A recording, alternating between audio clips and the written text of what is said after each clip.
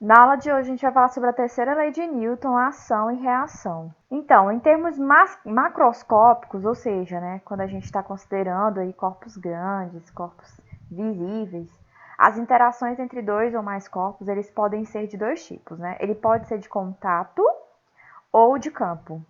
Como é que seria isso, tá? De contato é porque vai haver uma interação física corpo a corpo, tá? Já uma interação que é de campo, não necessariamente precisará estar muito próximo para que ocorra a interação. À distância eu consigo uma interação. A terceira lei de Newton, que fala sobre ação e reação, diz que para cada ação vai ter uma reação, E essa reação, ela vai ter a mesma intensidade, mesma direção, mas o sentido será oposto. Como que seria isso? Quando você pensa numa maçã caindo na superfície da Terra, a Terra atrai a maçã e a maçã atrai a Terra. Mas a massa da maçã é muito menor, É irrisória comparada à massa da Terra. Por isso que quem consegue movimentar é a Terra que consegue movimentar a maçã e não o contrário, tá? E aí logo em seguida, na figura do livro de vocês, tem falando assim, a maçã é atraída pela Terra com uma força-peso, P, que leva a maçã em direção ao seu centro, ao centro do planeta. Pela terceira lei de Newton, a maçã reage a essa força, atraindo a Terra com uma força P, linha, Que seria uma força de mesma intensidade, mesma direção, mas que tem um sentido oposto. Porém, não causa sobre a Terra nenhum efeito perceptível por causa da enorme massa do planeta. A massa do planeta Terra é de 5,98 vezes 10 a 24 kg. Então é uma massa muito grande. E por isso a gente não vê um efeito perceptível. Mas existe sim a ação e a reação aqui acontecendo, na queda de qualquer objeto. Se você esmurrar uma parede, não uma parede dessa aí que é feita de isopor, como essa do filme, mas se você esmurrar uma parede, o murro que você der, a força que você imprimir na parede, também terá uma reação de mesma intensidade, mesma direção e sentido oposto. Quem que vai sentir, a parede ou você?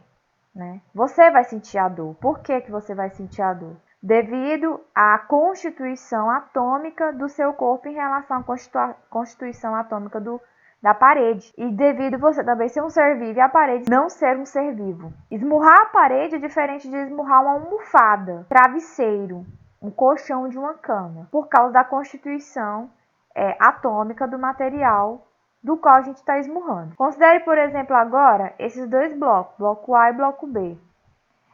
Aqui é efetuada uma força no bloco A, e aí eu empurro o bloco A e o bloco A empurra o bloco B. Só que quando o bloco A empurra o bloco B, que é essa força aqui que A imprime em B, o bloco B também imprime uma força em A, que é uma força de reação. A força que o bloco B imprime em A tem a mesma intensidade da força que A imprime em B. A mesma direção, as duas estão na horizontal, só que os sentidos são opostos, A força que A aplica em B está para a direita e a força que B aplica em A está para a esquerda.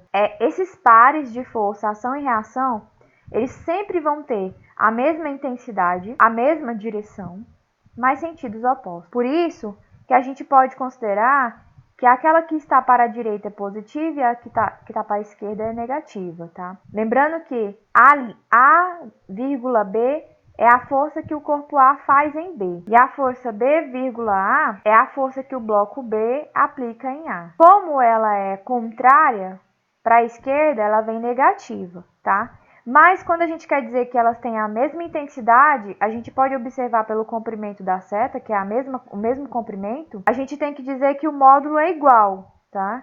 O módulo é a intensidade. Então, numericamente falando, se essa for 20 newtons, essa é 20 newtons também. Tá? Elas são iguais em módulo, porque possuem a mesma intensidade. Vamos a um exemplo para a gente ver se a gente entendeu direitinho o conceito.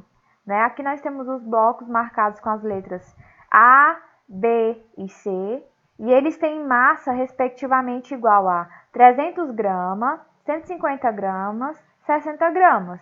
E eles estão em equilíbrio né, um sobre o outro, tá? Estão parados, estão em equilíbrio.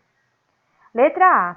Desenhe os blocos, depois represente as forças que estão atuando em cada um separadamente e encontre os pares ação e reação. Então, vamos começar aqui com o bloco A. No bloco A, como ele está aqui sobre uma superfície, né? O bloco A ele tem um peso, que eu vou chamar de peso do bloco A, que é o PA, tá?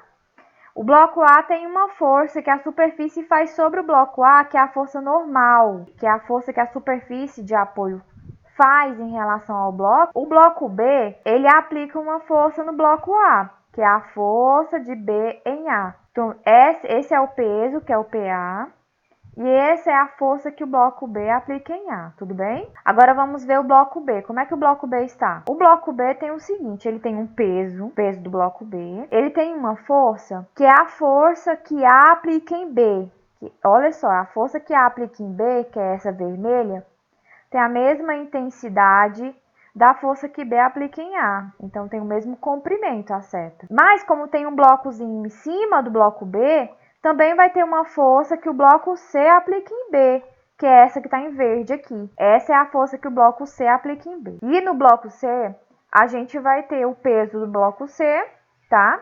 E vamos ter a força que o bloco B aplica em C, que tem a mesma intensidade dessa outra seta verde que a gente tinha desenhado anteriormente, que é a força que C aplica em B. A força que B aplica em C tem a mesma intensidade, direção e sentido oposto. FBC é a força que o bloco B aplica em C. Gente, e essa representação aqui foi o que ele pediu pra gente. Ele queria que a gente fizesse os diagramas, que são o quê? É a representação de cada vetor, de cada força atuando em cada um dos corpos. É o que a gente fez. Ele pediu pra gente determinar e identificar os pares de ação-reação. Eu vou identificar aqui com você que a força BA, ela tem a mesma, vai ser par da força AB. A força CB vai ser par da força BC. Tudo bem? Elas possuem a mesma intensidade, a mesma direção e sentidos opostos. Na letra B, ele pergunta assim: determine a intensidade de cada uma das forças representadas no item A. Eu quero agora saber numericamente. Intensidade é o valor. Quanto vale essa força? Vamos lá no bloco C primeiro, tá? Que é o menor. No bloco C, o que eu posso fazer? Eu sei que só tem duas forças atuando no bloco C, certo? Que é a força que o bloco B aplica em C e a força peso mesmo do bloco C. Como elas estão na mesma direção, sentidos opostos, e o bloco C está em equilíbrio, eu sei que elas são iguais. Então, eu consigo calcular a força que B aplica em C calculando o peso do bloco C.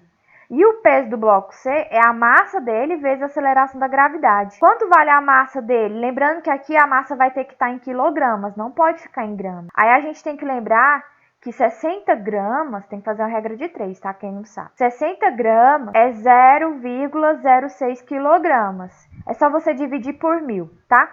Para quem não sabe. Divide por 1000. Você vai perceber, então, que se eu multiplicar 0,06 vezes 10, vai dar 0,6 newton. Essa é a força que o bloco B aplica no bloco C, ok? Agora vamos para o bloco B. No bloco B, a gente vai ver aí que tem 3 forças. Você lembra que a força BC, ela é o par, reação da força CB? Então, elas são iguais. Se eu já achei essa força aqui, que é a força BC, que vale 0,6 newton, automaticamente eu já sei quem é a força CB. E aí, como é que eu faço para achar a força que o bloco A aplica no bloco B? Como essa força está oposta a essas outras duas, e esse bloco está em equilíbrio, eu posso dizer que essa força aqui, que é a força que o bloco A aplica no bloco B, ela tem que ser igual à soma dessas outras duas que estão opostas a ela. Então, se eu pegar a força de C em B e somar com o peso desse bloco B, eu vou ter a força que A aplica em B. E aí, eu já sei esse valor aqui, porque é 0,6 newtons, né? E o peso do bloco B é a massa do bloco B vezes a aceleração da gravidade. a massa do bloco B tem que estar em quilogramas. Então, eu tenho que lembrar que 150 gramas é 0,15 quilogramas. Porque eu pego 150 e divido por 1.000, tá? Dá 0,15 quilogramas. Eu vou substituir agora, vai ficar 0,6 mais 0,15 vezes 10, que é a aceleração da gravidade. Primeiro eu multiplico esses dois. 10 vezes 0,15 é 1,5. 1,5 tem que somar com 0,6, dá 2,1 newton. E pronto, eu achei então a força que o bloco A aplica no bloco B. Como eu achei a força que o bloco A aplica no bloco B, automaticamente eu achei a força que o bloco B aplica no bloco A, porque é um par de ação e reação. Então, eu já sei essa força aqui, ó, que o bloco B aplica no bloco A. É 2,1 newton. Falta agora eu achar quanto que vale a força normal do bloco A.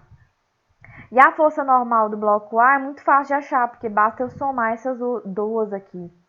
Eu vou pegar, então, a força normal vai ser a soma da força que o bloco B atua no bloco A, mais o peso do bloco A. Isso aqui eu já sei, é 2,1 newton, né? Porque eu comecei de cima para baixo. É 2,1 newton. E o peso do bloco A vai ser a massa do bloco A vezes a aceleração gravitacional. Lembrando que eu tenho que passar 300 gramas para quilograma. Vai ficar 0,3 quilogramas, porque eu peguei 300 dividido por 1.000, dá 0,3. Aí eu substituo aqui, vai ficar 2,1 mais 0,3 vezes 10, tá? Primeiro multiplica, gente, depois que soma.